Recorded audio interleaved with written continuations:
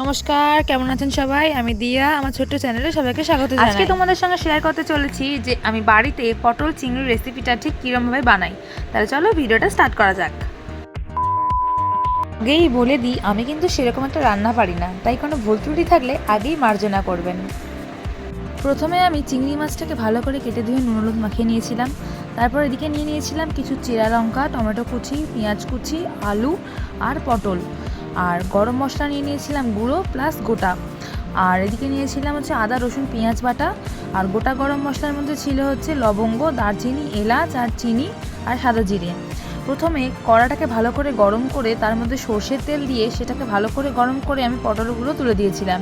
সেই পটলগুলোকে খুব ভালো করে আমি ভেজেছি, মিনিমাম 8 থেকে 10 মিনিট আমি পটলটাকে ভেজেছি, যাতে পটলটা কাঁচা না থাকে। আর পটল ভাজার পরে সেটাকে তুলে রেখেছিলাম। তারপরে সেই তেলেই ভেজেছি আমি আলুটাকেও ঠিক সেইভাবে ভেজেছিলাম, লাল লাল করে, যাতে কাঁচা না থাকে। আর এদিকে দেখো আমার আলু আর পটল ভাজা দুটোই কমপ্লিট। দিয়ে সেই তেলের মধ্যেই আমি চিংড়ি মাছটাও দিয়ে দিয়েছিলাম। চিংড়ি মাছটাকে লাল লাল করে ভেজে নিয়েছি। দেওয়ার পরে আমার যেহেতু কড়াই তেলটা খুবই কম হয়ে গেছিলো, ছিলই না বলতে হয়, সেই জন্য আমি কড়াইয়ের মধ্যে আরও একটু সর্ষের তেল গরম করে নিয়ে দিয়ে দিয়েছিলাম ফোড়নের মধ্যে ছিল তেজপাতা, শুকনো লঙ্কা, সাদা জিরে, এলাচ, লবঙ্গ, দারচিনি, এগুলো ফোড়ন দিয়েছিলাম। ফোড়ন দেওয়ার পরে সেটাকে একটুখানি নেড়ে নিয়ে দিয়ে দিয়েছিলাম পেঁয়াজ কুচি।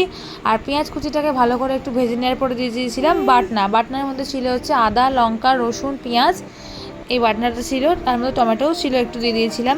দিয়ে সেই মশলাটাকে ভালো করে কষিয়ে নিয়েছিলাম। কষিয়ে নেওয়ার পরে দিয়ে দিয়েছিলাম তার মধ্যে পরিমাণ মতন স্বাদ মতন হলুদ এবং স্বাদ মতন লবণ।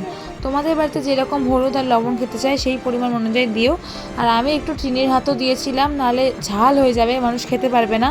আর তারপরে দিয়ে দিয়েছিলাম হচ্ছে টমেটো কুচি আর চিরা লঙ্কা কুচি। দিয়ে সেটাকে ভালো করে কষানোর পরে আমি ঢাকা দিয়ে রেখে দিয়েছিলাম। তার কিছুক্ষণ পর যখন দেখলাম কড়াই তেল ছেড়ে দিয়েছে, তারপরে আমি তার মধ্যে আলু এবং পটল দুটোই দিয়ে দিয়েছিলাম। দিয়ে সেটাকে ভালো করে কিছুক্ষণ কষিয়েছি, যেরকম 5 থেকে 7 মিনিট আমি পটল আর আলুটাকে ভালো করে কষিয়েছি।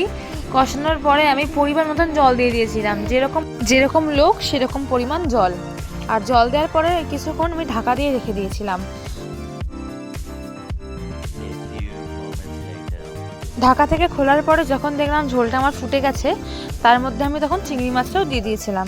আর চিংড়ি মাছটা দিয়ে একটু নাড়ানাড়ি করার পরে যখন ঝোলটা ফুটে গেছিলো, তখন আমার চিংড়ি মাছের রেসিপি কমপ্লিট। আর এখানে দেখো আমি তুলে নিয়েছি। এবারে তোমাদেরকে দেখাচ্ছি ফাইনাল লুক। তাহলে আজকে বলো, আজকে আমার রেসিপিটা কীরকম লেগেছে তোমাদের, অবশ্যই কমেন্টে জানিও। সবাই ভালো থাকবে, সুস্থ থাকবে। আজকের মতন টাটা, দেখা হচ্ছে আরও একটা মিনি ব্লগে। Bye bye.